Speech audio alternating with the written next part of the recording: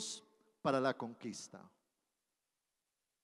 Yo creo que cada uno de nosotros, antes de emprender un viaje, evaluamos si tenemos lo necesario para nosotros avanzar. Creo de que si yo voy a hacer un viaje en carro, debo de chequear que tenga la llanta de repuesto, el gato, que tenga los documentos en línea, que tenga las llantas, el aire apropiado, el tanque que esté lleno. Seguramente uno tendrá un mapa o un objetivo claro al cual llegar. Y yo creo que de igual forma, así como Dios nos ha entregado este año y nos ha dicho que va a ser un año de avance y conquista, de igual forma tenemos que evaluar cómo estamos. Y créame de que este tema no es un tema que no concierne a nosotros, sino que habla para el pueblo cristiano. El libro de Efesios capítulo 5 versículo 15 dice el apóstol Pablo: mirad pues con diligencia cómo andéis, no como necios, sino como sabios. Entonces es importante nosotros entrar a evaluar cómo estamos, cómo está mi vida espiritual, mi alma, mi mente, mi corazón, aún mi salud, para caminar en victoria. Dice Colosenses capítulo 1 verso 10: para que andéis como es digno del Señor, agradándole en todo, llevando fruto en toda buena obra y creciendo en el conocimiento de Dios. Y en el libro de Gálatas capítulo 5 verso 13 dice la palabra: porque vosotros, hermanos, a libertad fuisteis llamados. Esto significa de que cada uno de nosotros tenemos el derecho a ser libres para poder caminar en victoria. Y tenemos que evaluarnos nosotros mismos, mirar hacia adentro, permitir que el Espíritu Santo nos redarguya, para que de esa forma no estemos ignorando quizás cosas que el enemigo está obrando dentro de nuestras vidas y que está produciendo eso, un estancamiento o un bloqueo que no me permite avanzar. Yo creo que esta palabra, más que estar allí en una pancarta, tenemos que vivirla, experimentarla, gozárnosla y avanzar en el nombre del Señor y declarar al final de este año: Dios ha sido bueno y esta palabra se cumplió en mi vida. Yo creo que todos debemos de declararlo. Pero allí es donde tenemos que prepararnos, porque hay alguien que no quiere tu avance y tu conquista y se llama Satanás. Hay alguien que va a querer obstaculizarte, frenarte, entorpecer, porque mientras haya conquista hay batallas que librar. Y yo creo que en medio de las conquistas Dios nos lleva a identificar qué cosas puedan estar afectando mi vida, impidiéndome avanzar. Y yo le quiero enseñar en esta oportunidad áreas, cosas que el enemigo usa para impedirnos progresar en la vida, avanzar, conquistar y cumplir el propósito de Dios. Lo primero, las ataduras. ¿Qué es una atadura? Una atadura espiritual es una influencia demoníaca oculta que entorpece o bloquea el progreso en la vida espiritual de una persona. Se lo voy a volver a leer, ahí está en la pantalla. Una atadura espiritual es una influencia, no necesariamente una posesión, pero sí una influencia demoníaca oculta que entorpece y bloquea el progreso en la vida espiritual de una persona.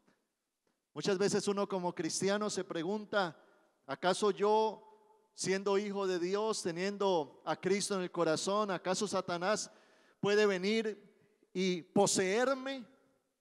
Pues si hablamos de posesión, no podría hacerlo porque Cristo habita en nuestro corazón.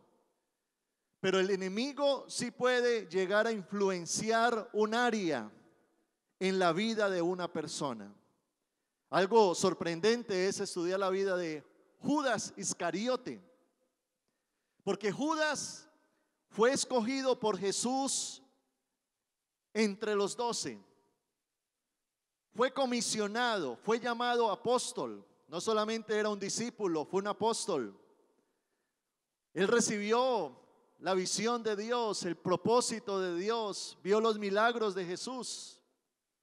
Pero dice la palabra en Lucas 22:3, y entró Satanás en Judas. Póngame ese texto, por favor. Lucas 22:3. Y entró Satanás en Judas. ¿Cómo entró? ¿Cómo puede el diablo entrar en la vida de una persona, de un creyente, de ti o de mí?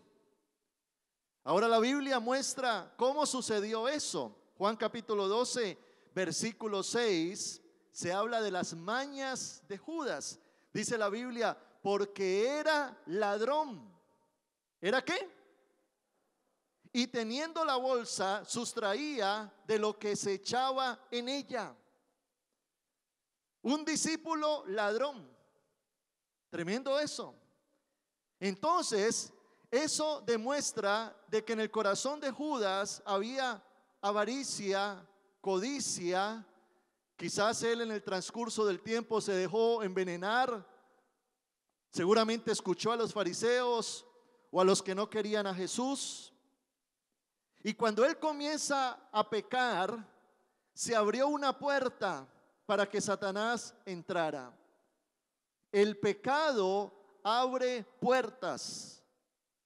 Por eso dice la Biblia en Juan capítulo 8, verso 34, todo aquel que hace pecado, esclavo es del pecado. Entonces, una persona que peca abre una puerta espiritual al diablo, y el diablo entra a esclavizar un área en la vida de esa persona.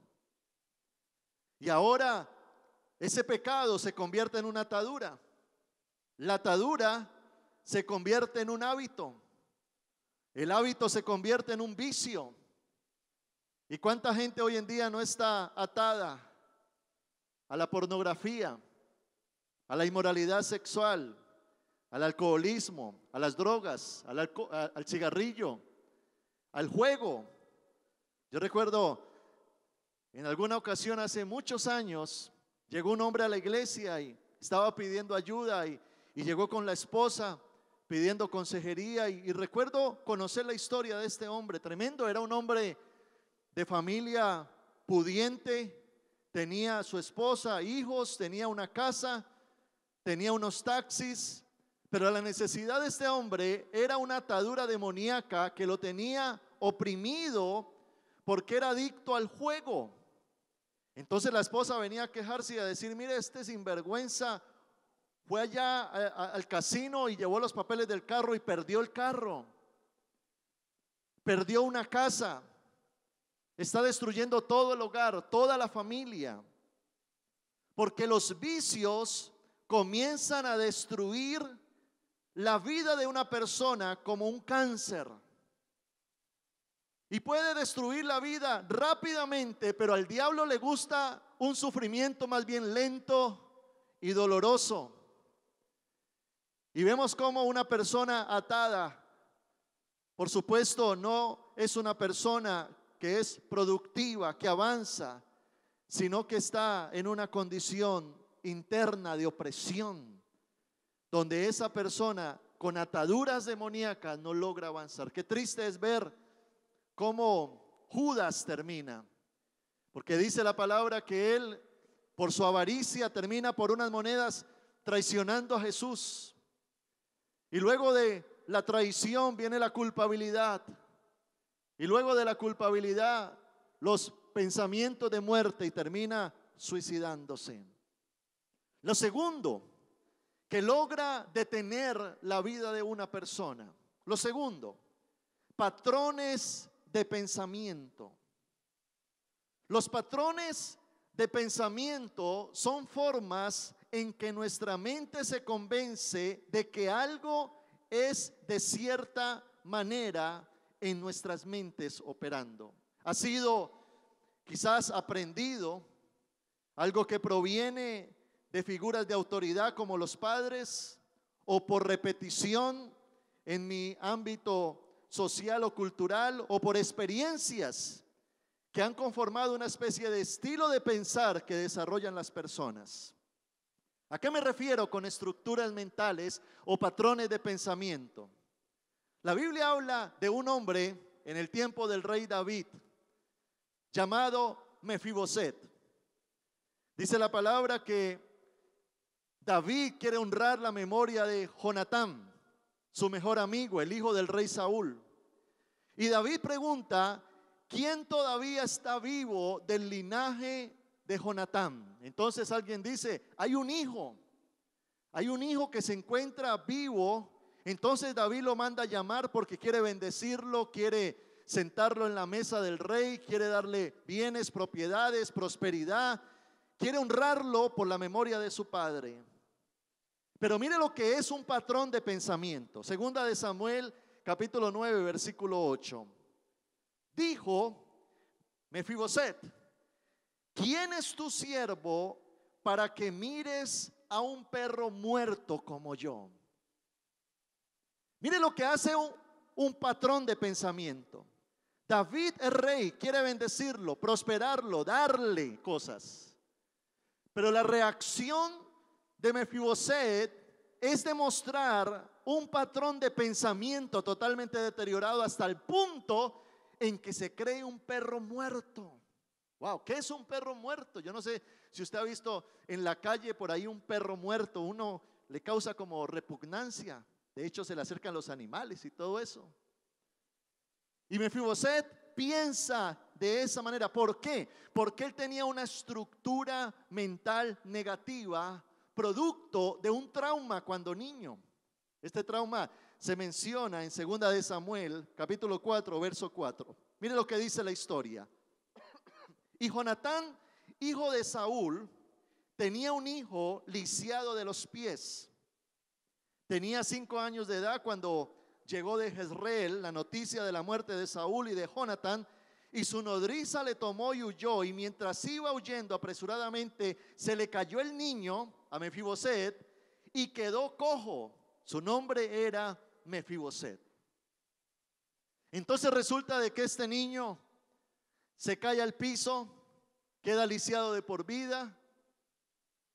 Seguramente tiene amiguitos que se burlan de él en el colegio. Su abuelo ha muerto, su papá murió en la guerra. Es decir, que le suceden una cantidad de traumas. Se queda huérfano en el cuidado de unos extraños. Entonces este niño no crece en la abundancia porque lo ha perdido todo. Ha perdido la herencia, los padres, la familia. No se menciona a la mamá. Dice que una nodriza, una cuidandera, lo coge y lo protege. Pero los traumas que vivió este niño, ¿qué hicieron en su mente? Deterioraron su valor, su dignidad. ¿Cuántos pensamientos, al igual que Mefiboset, ideas, criterios, pueden llegar a estar tan arraigados a nuestra mente que cuando Dios viene con un rema, con una promesa de prosperidad, de bendición, inmediatamente parece ser de que la mente no puede concebir eso, porque hay unos patrones de pensamiento que dicen: eso no es para mí. Patrones de pensamiento de pobreza, de escasez, de ruina. Pensamientos de incapacidad, de temores, muchas veces aprendidos. Baja autoestima, un deterioro en la mente. Quizás de experiencias en la niñez, un abuso, el abandono de un padre, la pérdida de un ser querido, la escasez, la miseria, la pobreza en la que crecí, la soledad, la falta de respaldo, la traición, la enfermedad. Bueno, cantidad de circunstancias que ahora han sembrado en mi mente unos patrones que me dicen: usted no merece, usted no es capaz, eso no es para usted. Y puede estar ocurriendo lo mismo que le pasó a Mefiboset. Tenía unos patrones de conducta de derrota, de baja autoestima, y eso es un gran impedimento para que tú avances y conquistes. Lo tercero, tormentos. Los tormentos es un castigo físico o psíquico causado a una persona con el fin de mortificarla. Es una pena o sufrimiento moral o físico muy intenso y continuado que siente una persona. ¿Cómo el diablo puede lograr atormentar a alguien? Mira que la Biblia habla del rey Saúl. Y cuando la Biblia habla del rey Saúl en 1 de Samuel 16:14, dice que le atormentaba un espíritu malo. Job en su libro escribe, Job capítulo 22 verso 10, dice la palabra: por tanto hay lazos alrededor de ti y te turba espanto repentino. Yo conocí una mujer en Bogotá. Era una mujer empresaria, familiar de alguien que yo conocía. Y esa mujer, al ser empresaria, era muy próspera, le iba muy bien en las finanzas. Y ella hace un año, 2 años, cuando hablamos, se había convertido a Cristo. Y esta mujer decía que era una mujer rica porque ganaba mucho dinero, pero era una mujer atormentada por Satanás. Decía: yo no podía dormir, tenía que tomar pastas para dormir, sufría de insomnio, tenía desesperanza, angustia, miedos, ansiedad. Y hermano, es tremendo cómo el diablo logra atormentar vidas. Les roba la paz. No son felices, son sentimientos de infelicidad, sentimientos de persecución, de angustia, de ansiedad, de preocupación, estresados, mantienen con pensamientos de qué va a pasar mañana, lleno de miedos, de tormentos, no pueden conciliar el sueño. Aunque tengan dinero, no lo pueden disfrutar. Hay una insatisfacción, hay un desagrado. Y por supuesto, todo eso interno que produce el diablo, ahora se somatiza en el cuerpo y ahora la persona está con dolores de nuca, dolores en los huesos. ¿Cuánta gente no anda yendo a urgencias y el médico le dice: yo no le detecto nada, esto debe de ser un problema mental? ¿Está preocupado? ¿Está ansioso? Y allí es donde debemos de entender lo que Jesús dijo. Juan capítulo 10 verso 10, Él dijo: el ladrón no viene sino para hurtar, matar y destruir. Una persona atormentada no puede avanzar, no puede conquistar, no puede realizarse, no puede ser feliz. Y hay muchas prácticas en las que caen las personas que aparentemente son inofensivas, pero precisamente le dan la entrada a demonios que entran a atormentar la vida de las personas. Por ejemplo, la práctica de la brujería, de la hechicería, del ocultismo. Note que lo que dio entrada para que viniera el tormento a Saúl fue su rebeldía. Es decir, los tormentos vienen porque el ser humano lo permite. Muchas veces se escucha música mundana o se ve ciertas imágenes, pero no estamos sabiendo a nivel espiritual que a causa de esto podemos estar abriendo puertas a demonios que vienen a atormentar, que vienen a destruir. Tormentos. Lo cuarto que usa el diablo para impedir el avance son las maldiciones. Una maldición es un mal que recae sobre alguien. Una maldición es una palabra que viene del origen latino y viene de la palabra maledictio, con componentes como male, que quiere decir mal, y decire, que significa decir, más el sufijo sion, aludiendo a una acción y efecto. En otras palabras, para simplificarle, una maldición es un mal declarado que se pone en acción. Un mal declarado que se pone en acción. Ahora, Proverbios 26:2 dice la palabra que la maldición nunca vendrá sin causa. Entonces, lo que origina la maldición precisamente son aquellos actos de pecado que aún se transfieren de generación en generación hasta la cuarta generación. El libro de Éxodo, capítulo 20, versículo 5, dice la Biblia: porque yo soy Jehová tu Dios, fuerte, celoso, que visito la maldad de los padres sobre los hijos hasta la tercera y cuarta generación de los que me aborrecen. ¿Qué quiere decir eso, iglesia? Hay generaciones de personas, familias, hombres, mujeres, papás, que han aborrecido a Dios, han tenido una vida de pecado, han tenido una vida de rebelión contra Dios, y entonces viene una maldición sobre esa casa. Y esa maldición se transfiere hasta la cuarta generación. Hijos, nietos, bisnietos, tataranietos. El libro de Deuteronomio, capítulo 28, verso 20, dice la palabra: y Jehová enviará contra ti la maldición, quebranto y asombro en todo cuanto pusieres mano e hicieres, hasta que seas destruido y perezcas pronto a causa de la maldad de tus obras, y por las cuales me habrás dejado.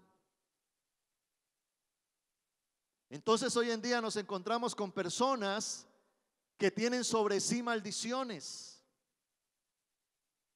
Mire cómo se transmiten genéticamente las enfermedades. Si usted ha tenido un papá, un tío, un abuelo que sufrió de cáncer, la ciencia dice es muy factible que a usted también le dé. Pero también vemos maldiciones de miseria, de escasez, de ruina. También vemos maldición de destrucción familiar, de divorcios. También vemos maldición de muerte temprana. Llegan a los 40 y todos se van muriendo. O de locura, de demencia. Entonces una persona que quiere avanzar, que quiere conquistar, pero sobre sí hay una maldición, entonces se va a ver limitado, porque en lo que emprenda no le va a ir bien, sino que está condenado a que le vaya mal. Y puede ser en un área o en varias áreas de su vida. La quinta manera que usa el diablo para impedirnos avanzar y conquistar son los lugares de cautividad. En el mundo espiritual existen dos reinos. Está el reino de la luz y el otro es el reino de las tinieblas. De la misma manera que como hay lugares celestiales, también hay regiones de tinieblas, las cuales podemos llamar regiones de cautividad. Usted no necesita morir para disfrutar el cielo, porque a causa de tener a Dios, usted y yo podemos traer el reino de Dios a nuestras vidas y hacer de esta tierra un cielo. Pero escúcheme esto. Pero también el diablo está empeñado en establecer el infierno en la tierra. Que el reino de las tinieblas llegue a la vida de una persona, y de allí surge el gran dicho que dice: mi vida es un infierno.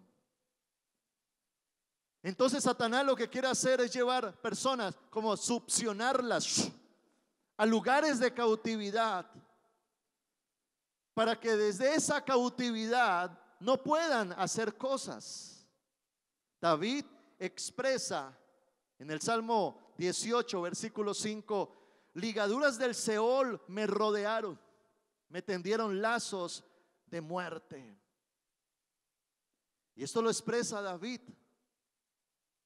un hombre de Dios, pero quizás atravesó momentos donde el enemigo estaba queriendo succionarlo y llevarlo a una cautividad.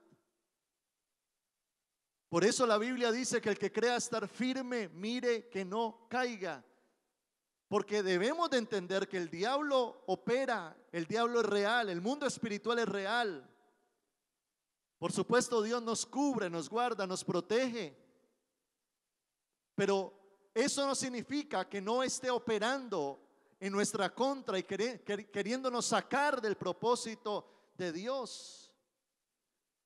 Por eso la palabra de Dios dice que Jesucristo vino a deshacer esas obras del diablo. Mire lo que dice Salmos 53:6. Cuando Dios hiciere volver de la cautividad a su pueblo, se gozará.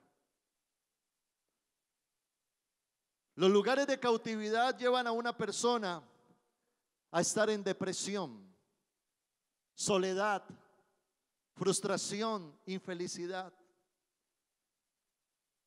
Y por supuesto, esto la lleva a estar opacado, triste.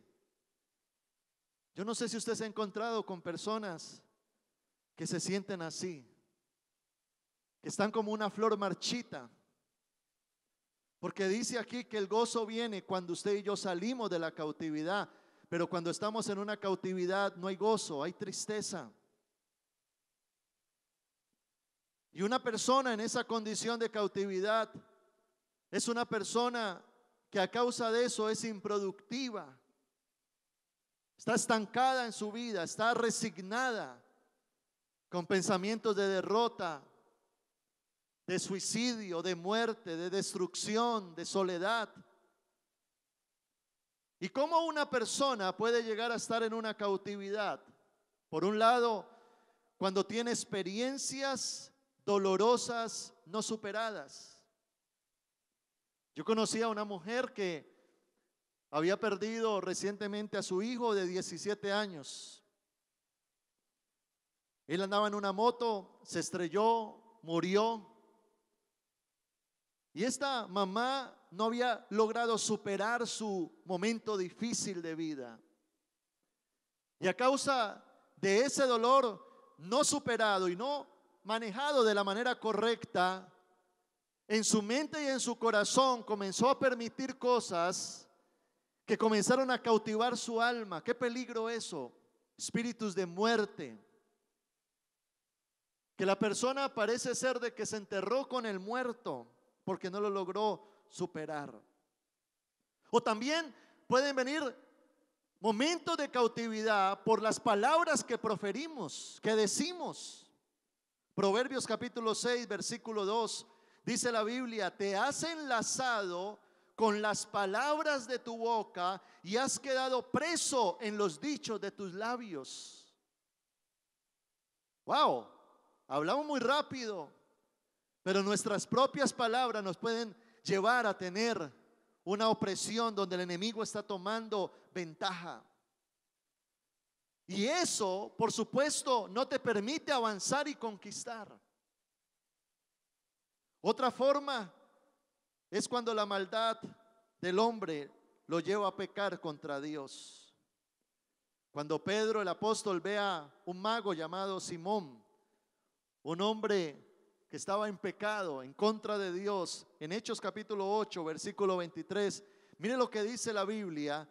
Pedro hablándole a él dice: porque en hiel de amargura y en prisión de maldad veo que estás.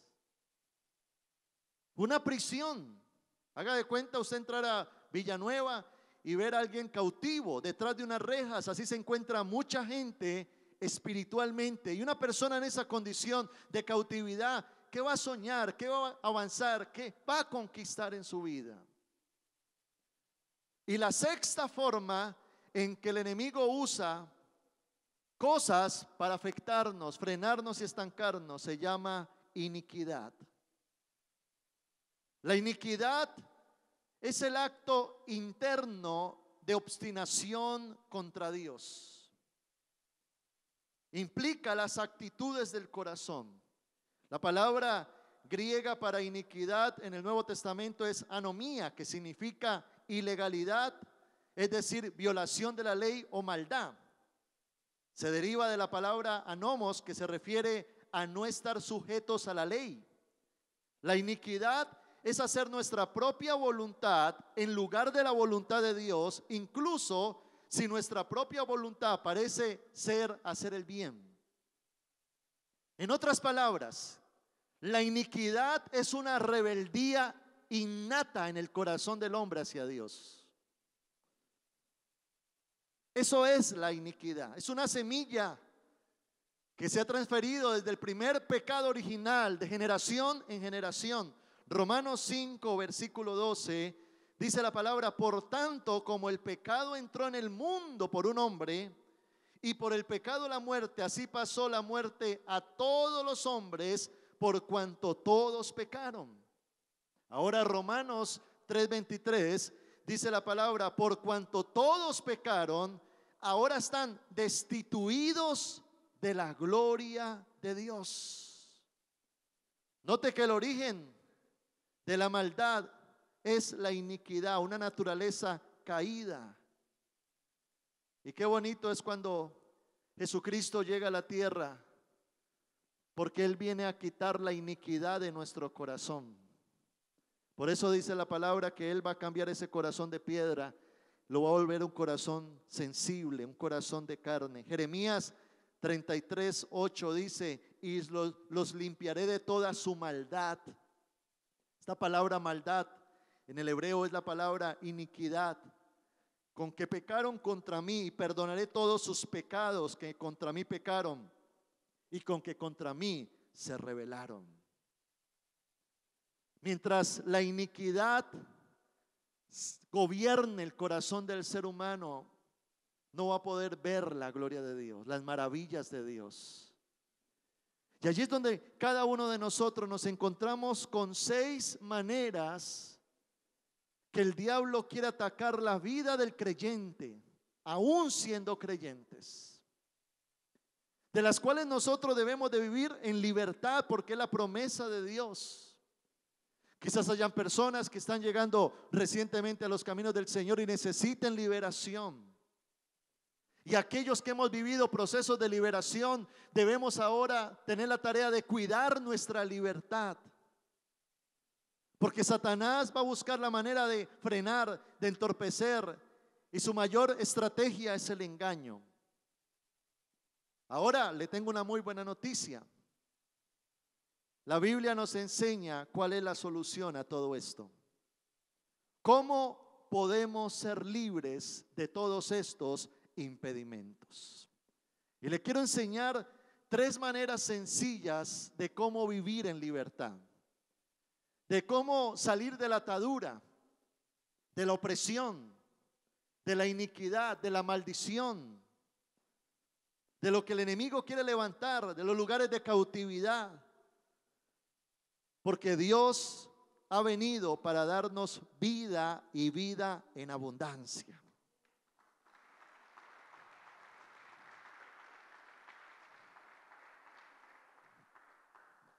Tres maneras de cómo ser libre. Sencillo. Primero, abrir nuestra mente a la verdad bíblica. Abrir nuestra mente a la verdad bíblica. Hebreos capítulo 4, versículo 12 dice la Biblia: porque la palabra de Dios es viva y eficaz y más cortante que toda espada de 2 filos, y penetra hasta partir el alma y el espíritu, las coyunturas y los tuétanos, y discierne los pensamientos y las intenciones del corazón. Mire todo lo que hace la Biblia. Mire todo lo que hace la palabra de Dios. Dice que es cortante, penetra, parte el alma, discierne los pensamientos, las intenciones del corazón. Por eso, si tú quieres caminar en libertad, Escúchame, si quieres caminar en libertad, tienes que ser una persona bíblica, con mentalidad bíblica. Jeremías capítulo 15, versículo 16. Hacer lo que hizo Jeremías, dice la palabra: fueron halladas tus palabras y yo las comí, y tu palabra me fue por gozo y por la alegría de mi corazón. ¿Qué debemos de hacer con la palabra de Dios? Ingerir, alimentarnos, interiorizar la palabra de Dios. En la medida en que tú leas Biblia, estudies la Biblia, conozcas la palabra va a venir. ¿Y sabes qué es lo que produce? Dice la Biblia, Romanos 12:2, dice: no os conforméis a este siglo, sino transformaos por medio de la renovación de vuestro entendimiento. Ahora, esto va más allá de solo conocer unos versículos. Juan 5:39 dice la Biblia: escudriñad las escrituras. Escudriñar, cavar profundo, porque a vosotros os parece que en ella tenéis la vida eterna, y ellas son las que dan testimonio de mí. Por lo tanto, ¿cuál es mi consejo para usted hoy? La Biblia hay que leerla todos los días. Si hay algo en lo que tú puedes hacer una gran y buena inversión, es en una buena Biblia. Hoy nos parece barato un celular en 500,000 y vamos a averiguar una Biblia de estudio en 200. Y el celular está barato el celular, 500,000 pesos. Pero lo que produce tu victoria es la palabra de Dios. Coja una Biblia, léasela de Génesis, Apocalipsis.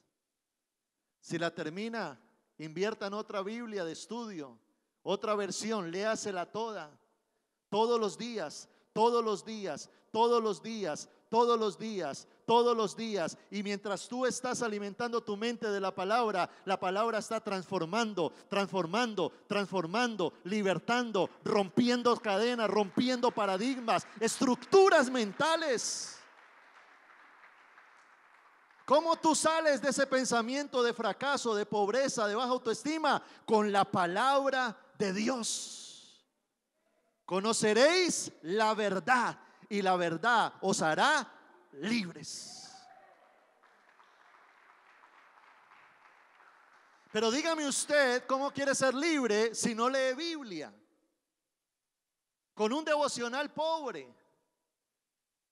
Los días que lee la Biblia, prende su celular un versículo, el versículo del día, amén. No, hermano, escudriñe, dice la palabra. Escudriñe. Tenga su propia Biblia, la suya, un resaltador, un cuaderno, un lapicero. Vayas a estudiar la palabra, porque la Biblia dice que en ella está la vida eterna.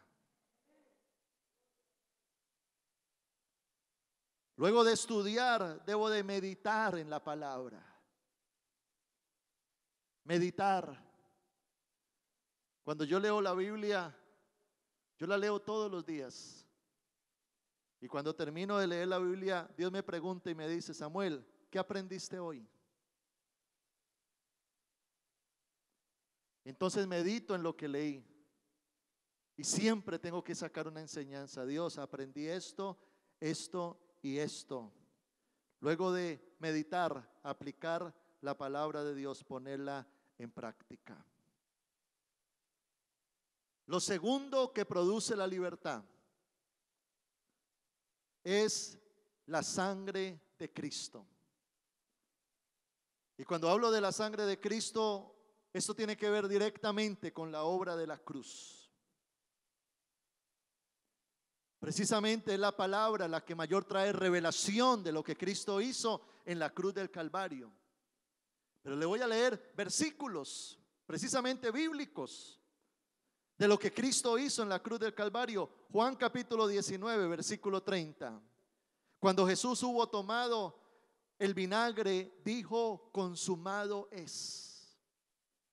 Cristo fue a una cruz del Calvario para llevar allí nuestro pecado, nuestra maldición, nuestra opresión. Él fue atado para que usted fuera libre. Él cayó para que usted fuera levantado. Él se dejó abofetear para que tú tuvieras dignidad. Dios llevó sobre sí maldición para hacernos libres de la maldición. Por sus llagas hemos sido curados. Cristo pagó el precio necesario por tu libertad. Él dijo: ya fue, consumado es. Efesios 4:8. Subiendo a lo alto, llevó cautiva la cautividad. ¿Qué llevó cautivo a Cristo? La cautividad, los lugares de cautividad, de opresión. Colosenses 2:15. Y despojando a los principados y a las potestades, los exhibió públicamente, triunfando sobre ellos, en la cruz del Calvario, dice la Biblia.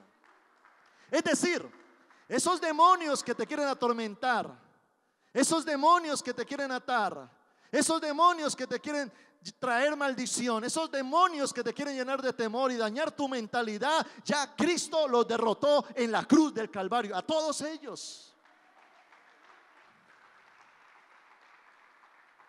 Gálatas 3:13. Cristo nos redimió de la maldición de la ley, hecho por nosotros maldición. ¿Qué hizo Cristo? Él se hizo maldición para tomar la maldición que había sobre nosotros, porque escrito está: maldito todo aquel que es colgado en un madero. Y me gusta lo que dice Gálatas 5:1. Estad pues firmes en la libertad con que Cristo nos hizo libres, y no estéis otra vez sujetos al yugo de esclavitud. ¿Será posible que una persona en esta tierra camina en libertad? Sin opresión, sin tormentos, sin ataduras, sin maldiciones, sin lugares de cautividad, sin opresiones. ¿Será posible? Claro que sí. ¿Sabes por qué? Porque para eso apareció el Hijo de Dios, para deshacer las obras del diablo. Cuando nosotros conocemos la verdad bíblica, la revelación de la cruz,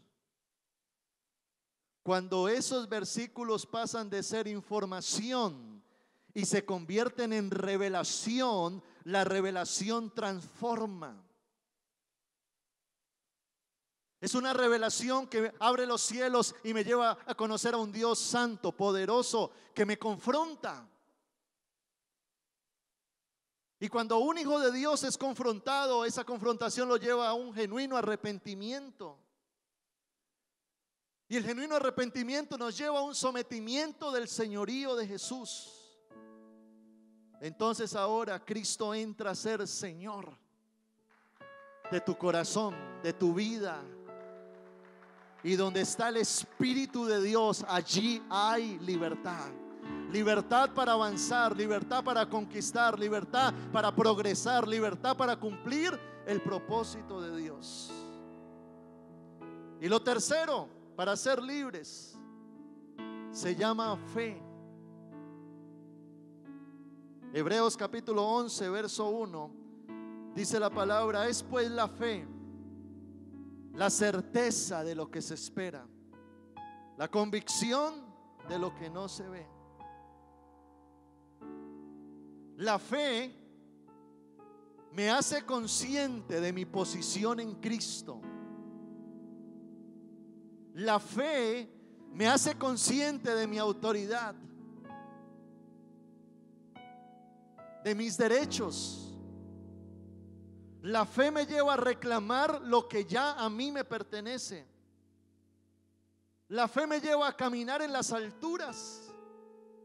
Mira lo que dice Habacuc capítulo 3, versículo 19. Jehová el Señor es mi fortaleza. ¿Sabes qué era una fortaleza en el tiempo antiguo? Era una ciudad amurallada, con grandes murallas,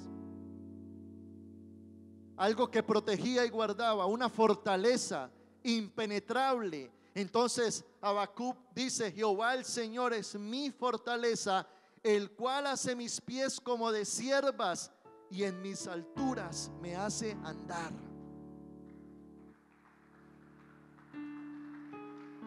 La fe te lleva a creer que lo que Dios ha dicho es cierto para tu vida. Y cuando el enemigo quiere venir a atacarte con pensamientos, con ideas, o cuando hay una tentación y el enemigo quiere llevarme al pecado para atarme, la fe me hace reaccionar. Y aún si el cristiano cae en pecado y llega a una atadura,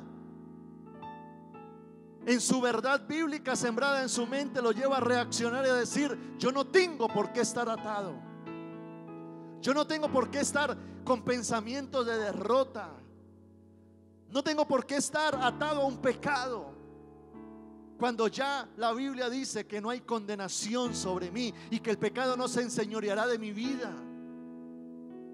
La fe te lleva a creer de que con Dios todo es posible. Ya cuidas tu boca porque entiendes la gravedad de lo que puede pasar con tus palabras. Y quisiera terminar con esto en esta noche. Quiero darle algunas pautas para la liberación.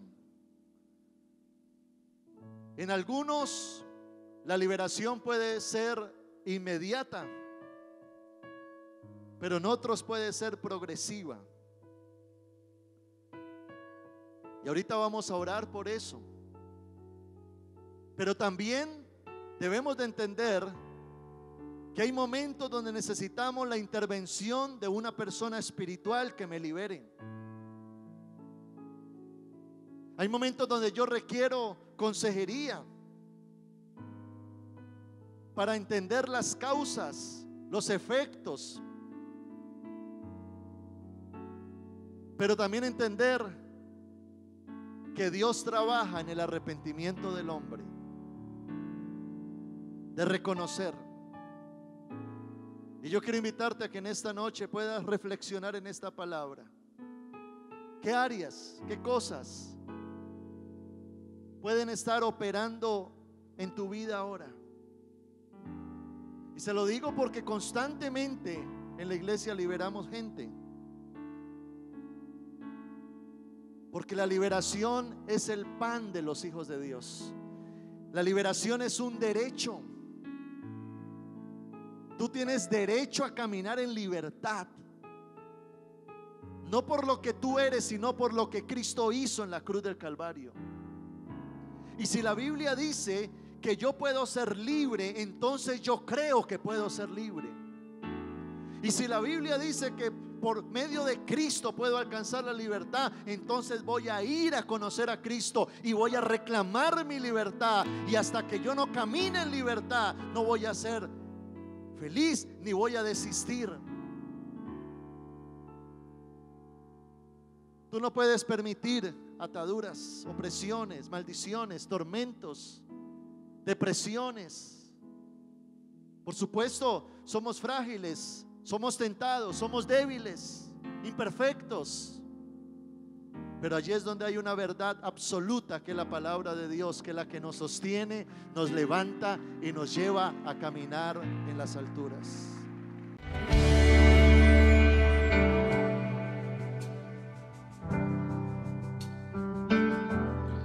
Hola, soy el pastor Samuel Díaz y me alegra grandemente que hayas recibido esta palabra de edificación para tu vida. Si quieres continuar recibiendo estas predicaciones, puedes suscribirte a nuestro canal en YouTube. Allí dale la campanita para notificaciones, así te vamos a anunciar nuevas enseñanzas que van a edificar muchísimo tu vida. Y síguenos en nuestra página web www.samueldiaz.com.co. Dios te bendiga.